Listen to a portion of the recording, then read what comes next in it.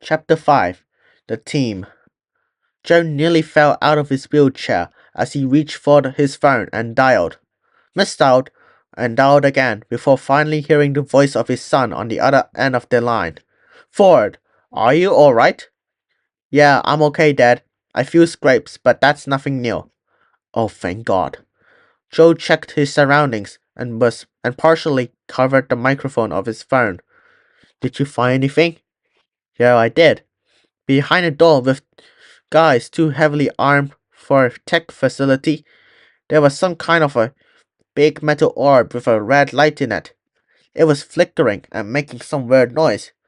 It kinda looks like an eyeball if I'm being honest. It was freaky. Anything else? No. Godzilla destroyed the place before I could get much further. But if he hadn't, I was in for an awkward conversation with those armed guys I mentioned. Oh, got it. Okay. Did you tell Sarasawa? Yeah. He was his usual self and basically just grumbled at most of what I said. Sounds like him. Anyway, get back here as fast as you can. I got a meeting with Sarasawa and the others pretty soon. Got it. See you soon, Dad. Love you. I love you too, son. Take care. Ending the call, Joe released a tremendous sigh of relief and placed the phone in his pocket before leaving the room and making his way to the briefing room of the Skull Island facility. Before long, Dr. Sarasawa, Andrew, Graham, and Chen all made their way in as well and took a seat around the table. Thank you for coming, everyone, Dr. Andrews began. I wanted to start by bringing the incident of Panascola to everyone's attention. I'm sure most of you have heard about it already or seen the news clip, but here's the one I'm most concerned about. Hitting a remote to start a ceiling projector, which showed a clip of Godzilla roasting half the city on the nearest white wall. Everyone watched as Godzilla unleashed his rage before returning to the sea, before the screen went black. Dr. Andrews turned off the projectors and looked around the table. Thoughts? She asked. Sarasawa took a deep breath and sighed through his nose. Dr. Graham looked at Sarasawa and then sat down at the table. Dr. Chan just stared at Dr. Andrews, and Joe also took a deep breath and sighed. The entire attack, from landing to his return to the sea, was unprovoked. Remember what I said about a Titan thinking they need to establish dominance before they turn on humanity for the same reason? I think he just proved my point. Not a single person around the table could find a way to argue, and so the silence continued. This is exactly why Kong needs to stay here, and why we have to continue to study the Titans before we can make excuses for them when they act out. Does anyone have anything to offer as a rebuttal or a better course of action? Sarasawa looked around the table and then to Andrews. Elaine, I know that. Don't do that, Sarasawa. Don't call me Elaine. It may help everyone else endears themselves to you and be more open to your ways of thinking, but it doesn't work on me. Remember, I'm a linguist. A basic linguopsychology is part of my field. Please address me as Dr. Andrews. Thanks. Dr. Chan's lip tightened, but she remained silent as Sarasawa gave Andrews a nod. Dr. Andrews, I know that Godzilla's behavior may seem unprovoked, but we can't be certain of that. As far as we know, the city of Panascola literally has nothing to offer Godzilla, nor did they initiate an attack. He did. Godzilla's sense must have been detecting something we don't. In 2014, we followed the Muto's call. 5 years ago, he sensed Monster Zero's awakening and worked with Masura to bring him down. Today, he must have sensed something. He never attacks without reasons. And we must keep our minds open to the possibility that something is happening we simply do not see yet. Andrews half rolled her eyes as she pinched the bridge of her nose. Serizawa, I'm a pragmatist. I believe what my eyes shows me and what my own sense tells me. And what we saw on that projector footage was Godzilla nuking half a city without a visible or logical reason for doing so. He showed up and attacked. It's that simple. I know you're his most ardent supporter, but do you have any substantial evidence that Godzilla's actions are anything other than unprovoked aggression? Or are you merely harping for his innocence because you can't accept the idea that he might not be humanity's savior anymore?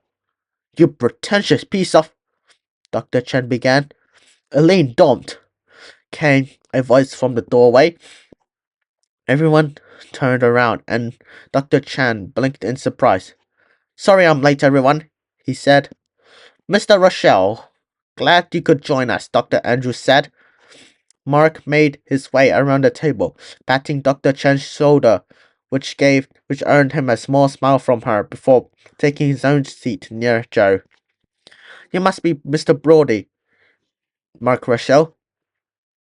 Yes, yes, I've heard about you, Mr. Rochelle. Pleasure. Pleasure's mine. Now, Dr. Andrews, about your concerns regarding Godzilla's behavior. I'm listening, Mr. Rochelle. Mark opened a briefcase that he brought in with him and set it on the table. Clicking its lock, he flipped the lid open and turned it around, showcasing a device that looked remarkably similar to the original Orca device. Is that what I think it is? Dr. Graham asked. Yep, it's the next stage of the Orca. I started working on it after what happened 5 years ago, Mark said with a hint of sadness in his voice. Everyone but Andrews gave a sorrowful glance to the side and away before looking back at Mark. Anyway, this device has one big difference from the original Orca. It's only for scanning audio frequencies of the Titans, not producing them. When the Orca produced audio frequency, it set off a chain reaction of events that led to all the Titans being released by Ghidorah, which upsets the natural order. They weren't supposed to wake up at one time like that. The world simply isn't ready for them all like that. Not with humanity to contend with. Love, that's a lovely philosophy, Mr. Rochelle, but do you have a point? Andrews asked sharply. Oh yeah, sorry. Anyways, over the last 5 years, Serizawa and I made it a goal and a major Monarch project to scan the vocalization of all the titans, and that project was completed earlier this year, and so this puppy, which we've named Siren, has all the titan vocalization and calls that be they audible, subsonic or ultrasonic. And when I was watching that footage live last night, Siren picked up Godzilla's call as expected from the television audio, but it also picked up a second signal. Wait, how? Andrews asked. Because something else was producing a call with a frequency similar to Godzilla's, which was enough to trigger an alert in Siren. It's how I program it to detect potentially new titans we may not have discovered yet. So, you think there's another titan in Pensacola? She asked. I wouldn't say that exactly. The call Siren detected was really weak compared to Godzilla's, and it disappeared pretty quickly. How quickly? I think about 10 seconds before he blew the place away. I see, Andrews replied. Serizawa sighed in relief and nodded at Mark. But Godzilla's final attack on Pensacola itself remained unprovoked, then, doesn't it? Andrews added. Mark's lip tightened, and he half glanced away. I do admit I can't think of a reason he'd do that, he said. What about the military planes? Dr. Chen asked. Excuse me? Andrews inquired. The military planes, they, they were there and attacking Godzilla. If he perceived this other cause as a threat and the planes were attacking him, he may have thought we were defending that other cause and hit us as a warning not to interfere again. You really believe that, Dr. Chen? Andrews asked. I do. My sister Ling and I have spent almost all our lives around the Titans. They're creatures with complex emotions and incredible intelligence, and Godzilla has proven to be the most intelligent of the Titans on numerous occasions. If he perceived a threat from this core and was acting aggressively towards it, the idea he would have viewed our interference as exactly that and strike back at us as a warning is not really that big of a stretch of the imagination. It still seems like wishful thinking to me. But supposing your theory is true and Godzilla was responding to some unknown Titan call, then what's our next step? Andrew asked. I need to make a phone call, Serizawa said as he stood up from the table. Sensei, Graham asked. Please excuse me, everyone, he said as he left the room. Once Serizawa comes back from his call, I think we should discuss how to deal with Kong, Joe said. What do you mean, Mr. Brody? Andrew asked, arching an eyebrow. I mean, we need to either find a way to make his enclosure bigger or enclosure, Mr. Brody, she asked. Well, what would you call it if not an enclosure? It's his habitat. The only part of the islands we could save from the encroaching storm, she snapped. Alright. Anyways, the point is that this space isn't big enough for him. Not by a long shot. We either need to build a bigger habitat or find him a new one and get him there as fast as possible. Like where? She asked. Not sure. Mark, any suggestion? Joe asked. Kong's closest relatives are the great ape family. They mostly live in jungles and mountains, so if we find a place like that, then it would be ideal, Mark replied. Anywhere we move him to fits that description would take us through Godzilla's territorial waters. He'd come after Kong in a heartbeat, Andrews said. There's no proof of that, Dr. Chan said irritably. No proof? Dr. Chan? Really? He's fought every single Titan in the last 6 to 8 months, and he just attacked Pensacola looking for another unknown Titan core. What more do you need? Do you need he'd come after Kong once he left this habitat facility? Why not just bring along those out of phase audio signals of yours and broadcast them from the ships around Kong as we move them? Chen asked. Because there's no roof out at sea. We need total coverage, and the dome's outer roof is basically one giant speaker broadcasting in all directions, Andrews asked. Then let's make a, a smaller version of that and make a special containment thing for him on a ship or something. We got a tech to make it happen, Chen snapped. Enough! Serizawa barked as he re-entered the room and sat down. Khan cannot stay here. We either move him or we wait until he destroys this place himself and put everyone working here, including you, at risk. One way or the other, you cannot protect him by keeping his here. You're only delaying the inevitable, he said harshly. Everyone around the room was remarkably taken aback by the tone in his voice, but none so much as Dr. Chan, who looked to her mentor as if she'd just seen a ghost. Dr. Andrews glared at Sarasara but remained silent. She took a deep breath and she responded with a most subtle of nods as she closed her eyes and pinched the bridge of her nose. How do you propose we move him, Sarasawa? She asked. The most effective way is by boat, either a tanker or an aircraft carrier. We can provide either one once we get the US Navy's cooperation. Mr. Brody's son, Ford, can help with that, he replied. Joe gave a few nods. But if we move him by boat, we're in Godzilla's home turf. Godzilla Kong won't stand a chance in the water. I believed you are overestimating Godzilla's aggression, Dr. Andrews. Footage from his recent encounters prove that he only fights if the other Titans refuse to back down from his initial warnings, or if they attacked him first. Do you have a way to communicate with Kong? He asked. No. I tried teaching him sign language like other apes have proven to be able to learn, but even though he seemed to be show some level of recognition here or there, he's never actually signed back to me. Sarasawa nodded. Then perhaps we can try communing with Gojira himself. If he comes for Kong, we must not show aggression. That means no missiles, depth charge, or gunfire. We must let him approach freely. If he comes close enough to our boats, we can use lights or loudspeakers to get his attention and see if he recognized us. If he can, he might remain passive long enough for the two Titans to acknowledge each other and go their separate ways when Godzilla realizes Kong is not a threat to him.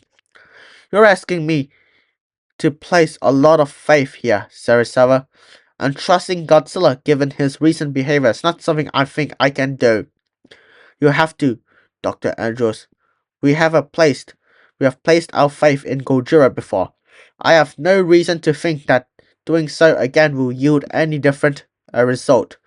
But we must give him the chance. Andrews heaved a sigh and nodded her head. Fine. Do we know when we're moving him? She asked. Not yet. We will have to arrange another meeting to discuss this, but it must wait. I am going to be out of the country for a few days. Vivian, please come with me. Of course, Sensei, she replied as she stood up. Be well, everyone. We will see you again soon to figure out how best to move Kong. Sarasawa said with a subtle head bow towards the group, and with that, he and Dr. Graham were on the way to who knew where. I'm heading out too. I need to talk to someone, Andrew said as she departed the room. I'll call Ford. He'll need time to talk to the Navy to get the cooperation too, Joe said as he too departed. That left Dr. Chen and Mark seated at the table as they both let out a sigh breath of relief. I hate that woman, Chen said, shaking her head. Mark chuckled. Rubs you the wrong way, he asked. Yeah, she's a bit intense, that's for sure. How's Madison? She's fine. You don't sound convinced. She's been listening to conspiracy podcasts lately. Sounds some whack job who thinks there's some big to do going on behind the scenes at the Apex. Think there might be something to it? Nah, I never put stock in that kind of garbage. Even though Siren says something was there that Godzilla was responding to. Seems more of a coincidence to me than a direct casualty. But casualty. But then again, I guess you never know, huh? Aline chuckled and stood up and walked over to put a hand on his shoulder. She's a smart girl, Mark. You should listen to her a bit more. Mark stood up and smiled. Yeah, I guess you're right. But a conspiracy podcast? You'll never know, she said with a coy smile as she turned and left the room. Mark shook his head and laughed under his breath. No wonder they get along so well, he muttered as he left the room. Chapter 6 The Project. Reporting live from Pensacola, Florida. This is Audrey Burns of the News 6 team here with Mr. Walter Simmons of Apex Cybernetics. Mr. Simmons, I statement, sir? Yes, of course, came a calm gravely voice from a man with graying hair wearing a suit. Apex is the pinnacle of technological research and development in the world, and according to our analysis, Godzilla's attack last night seems to be yet another unprovoked aggression on humanity. Nothing more. But the Apex facility looked to have been specifically targeted, sir. That's probably because our facility is the largest structure in the area, so it's likely what caught his attention first. But that was all it was. Mr. Simmons, can you explain why it was Godzilla seemed to hold his attack after destroying the facility before the planes seemed to anger him and encourage a follow-up strike? I believe that's simply a case of seeing what you want to see instead of what happened, Miss Burns. Godzilla did not hold his attack after destroying our facility. He was merely pausing after using his blue breath before charging it for a second round. Then, you believe Pensacola was always the target? Yes, and you can quote me on that. Now, if you excuse me, I have work to do. Simmons ignored the reporters around him clamoring for further questioning and nodded to his security team to get them off him, though they did in a fairly short order. Simmons, Simmons made his way towards the wreckage of the facility, stepping over the rubble on as flat as path as could be managed. He made his way towards a man dressed in all black holding a piece of metal with a tiny red wire sticking out of it. Mr. Serizawa, I hope you have a good explanation for what happened yesterday, Simmons demanded calmly. A man of a Japanese descent and a hair slicked to the side turned around and not breaking eye contact from the shard of metal in his hand. Is a verbal explanation really necessary? He asked as he finally looked up to meet Simmons' gaze. Simmons chuckled. I suppose not. Still, I would like one. Mr. Sarasawa held out an arm and gestured towards the entire destroyed area. Gojira attacked, he said simply. I can see that, Mr. Sarasawa. What I want to know is why he attacked. Did you activate it part of the project? Simmons demanded as his voice began to sharpen. I did. It was time to test. Remember what we discussed in our meetings 2 weeks ago, Mr. Sarasawa? We do not activate the project when Godzilla is within 500 nautical miles of the facility. Doing so turns them into a beacon which he cannot and will not ignore. Yes, but we are also on schedule, Mr. Simmons. It was either test test the project or fall behind and risk total exposure. I chose the option least dangerous to Apex in the long term. Simmons took a deep breath and tight-lipped and gave a few slow nods before releasing his breath on a sigh. Well, very well, Mr. Serizawa. I can see your logic, and while I do not appreciate the risk you took, there is something you can do to mitigate my frustration. Serizawa arched an eyebrow. Tell me that nothing of the project was damaged, Simmons said. Serizawa nodded. The project remains intact. Good. So as long as the project remains intact and is evacuated to our headquarters in Hong Kong, then I suppose everything is fine and this mess can be forgiven. Now then, what of your father and Monarch? Have they attempted contact with you? Sarazawa hesitated in answering but finally nodded. I see. The old bag still thinks he needs to look after you as if you're a child, then. Aren't you tired of it? Simmons asked. Sarazawa's lips tightened slightly, but he did not offer a response. Well, either way, you're your own man now. Time to focus ahead, Mr. Sarasawa. If your father attempts contacts again, just block his number. It's as simple as that. Now come. We have a lot of work to do before the project is ready, and it's time to visit a new face whom I'm hoping will have the key to the project's success. Simmons walked away, but Sarasawa remained behind and turned around to scan the rubble. He was standing just outside the safety lines established by the government's cleanup crews as the area within the lines was still radioactive, nearest where Godzilla's breath struck the ground. The crews all wore heavy radiation protection gear and were working hard to clear the rubble as the proper measures could be taken to begin the rebuilding process. But this cleanup could take weeks. Serizawa's eyes closed and his head dipped slightly while his hand holding the shard of metal dropped to his side and tightened its grip.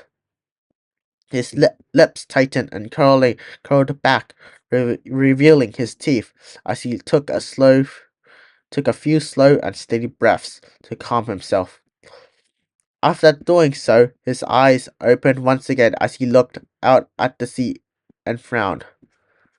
Such a troublesome big brother you are, he growled under his breath. Putting up his hood, Sarasawa turned and followed the path Simmons had taken towards a chopper waiting in the distance just beyond the rubble. Meanwhile, on board a Monarch transport bound for Japan, Dr. Sarasawa sat in a seat near the rear of the craft at a small table and looked at his father's watch with the time. 8:15 a.m. August 6, 1954, forever burned into the device's face. His thumb traced the outline of the watch as he looked up at a few pictures on the table laid out before him of areas Godzilla had recently attacked, as well as a picture of Godzilla himself just off to the side while leaning in the middle of using his breath against Ghidorah. Serizawa put the watch away and leaned forward on his elbows as he scanned the picture one by one, searching for some kind of rhythm or reasons to Godzilla's ire. The only connection that was common between them is that they were areas near Apex Cybernetics facilities, but that was likely a coincidence since they had a presence in nearly every major city in America at this point and had a hand in nearly every technological industry on the market. Even phones were beginning to integrate new Apex technologies. But Pensacola was not a major city. It was more like a town on the coast of Florida than anything else. Nothing special or unique about it at all. So, why would it become the ire of his attack? Watching the footage, it seemed like the Apex facility was what set him off. But why? Was he sensitive to the electronics? Was there some kind of signal being broadcast from the facility he didn't know about or that Monarch couldn't detect? He pinched the bridge of his nose and adjusted his glasses afterward before pulling the pictures of Godzilla over to give it a good long look. What angered you, old friend? He whispered. Serizawa's eyes trailed to Ghidorah, whose head had leaned sideways to avoid the blast of his atomic breath in the photo. One of them was beginning to launch its own attack and was frozen and tied within the photo with golden waves undulating up its throat. Sarasawa then looked at the pictures of the ruined Apex facility in Pensacola and dragged it closer. Then he gazed at the photo. He remembered what happened 5 years ago when Godzilla engaged Ghidorah in the water just before the oxygen destroyer struck. The footage back then had revealed that Godzilla had seriously wounded Ghidorah as the water filled with brown-red blood. And as it landed on the volcanic island from which Rodan had come, come, it was missing a head before regrowing it. Sarasawa's eyes slowly looked up at the empty space on the wall opposite him before trailing back down to the apex cybernetic facility photos as Mark's word echoed through his mind. Something was producing a call with a frequency similar to Godzilla's, which was enough to trigger an alert from Siren. Ren, Ren, he whispered as his finger touched the corner of the photo of the Apex facility. The transport suddenly jerked a little, which forced Sarasawa to steady himself as Dr. Graham came over to his side. Sensei, we're hitting some turbulence. We'll be on the ground soon.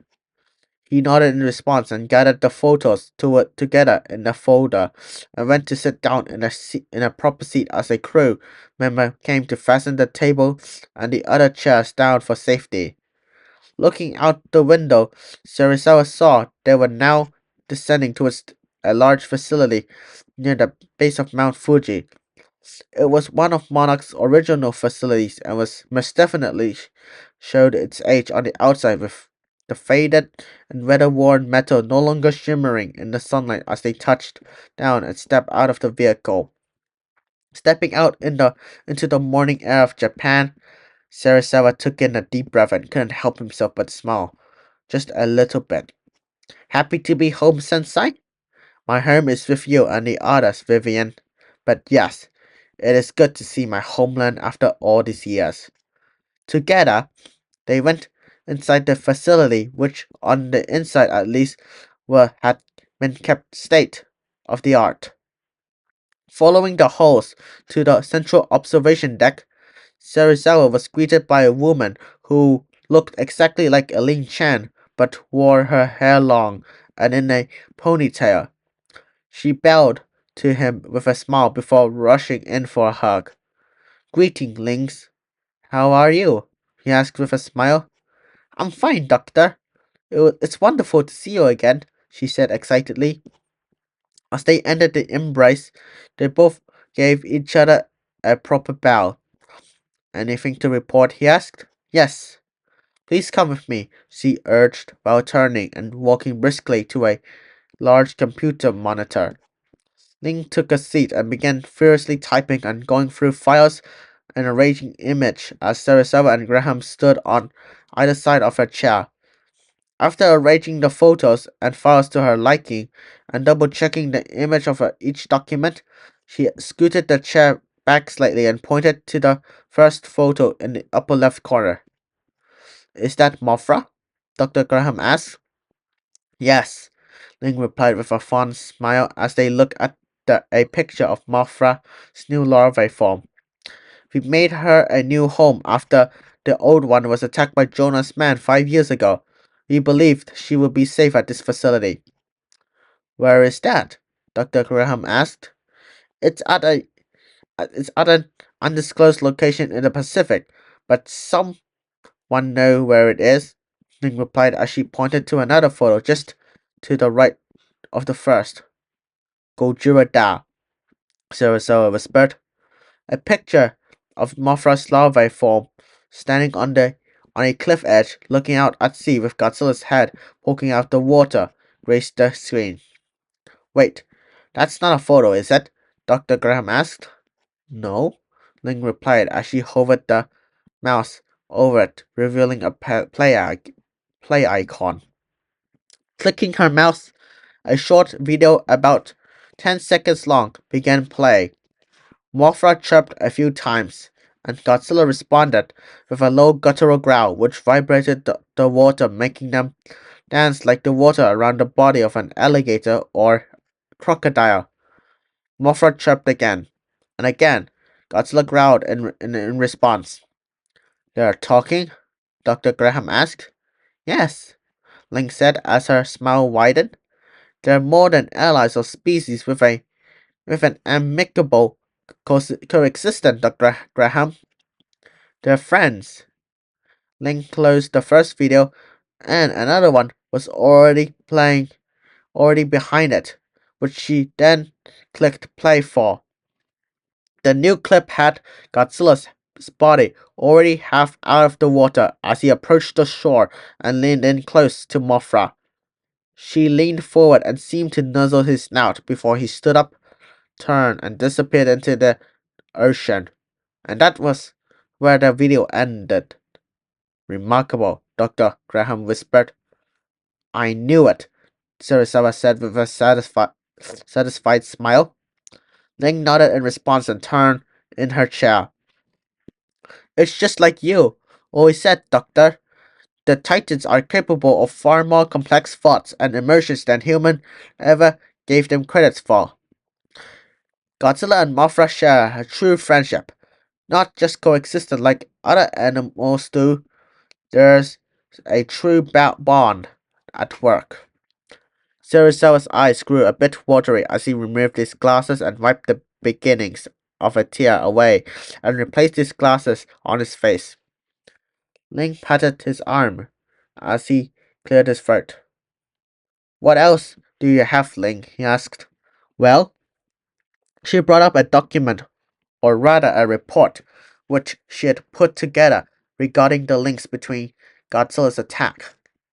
There's only one thing tying Godzilla's attack together, Doctor. She highlighted one word on the page. Apex. Shirasawa nodded, and his eyes closed slowly as he dipped his head. Dr. Graham touched his shoulder as Ling looked sadly over her own shoulder at Sarasawa. Doctor? Ling asked quietly. It's okay, Ling, he replied calmly as he opened his eyes. Is there anything we have been able to find out about how Godzilla knew to attack the facility? No, Doctor. I used every tool at Monarch's disposal to try and figure out just what was happening and whether or not there was something detectable with our instruments that might get his attention. But there's been nothing, she replied. What about Mark's device, the siren? Dr. Graham asked. Sarasawa nodded. Yes, I remember he said that it detected a signal similar to Godzilla's, but that's not enough to draw any conclusion just yet. We need more information. And you tried. And contacting him? Link asked. Sarasawa nodded.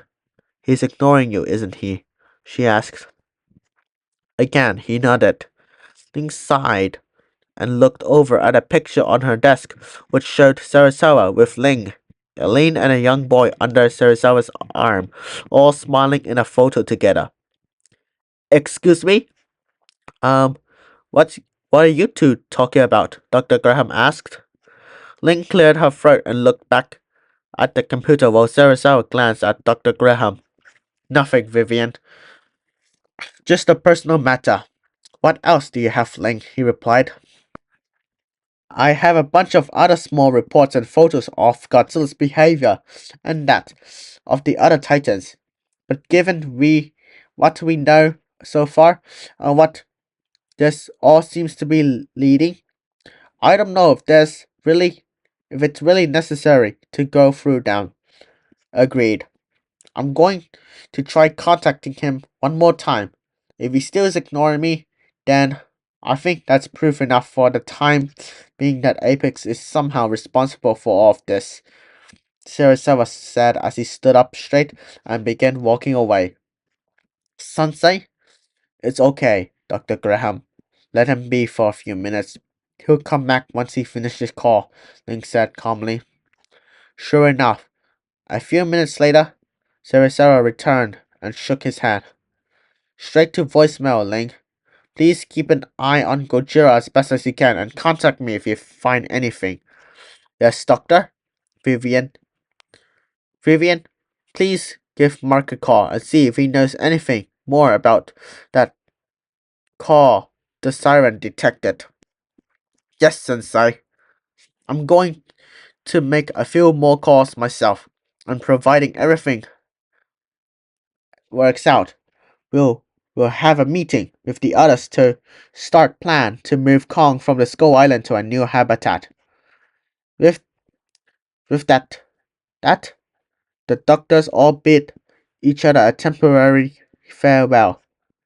Speaking of Kong, however, on Skull Island, Kong was growing restless.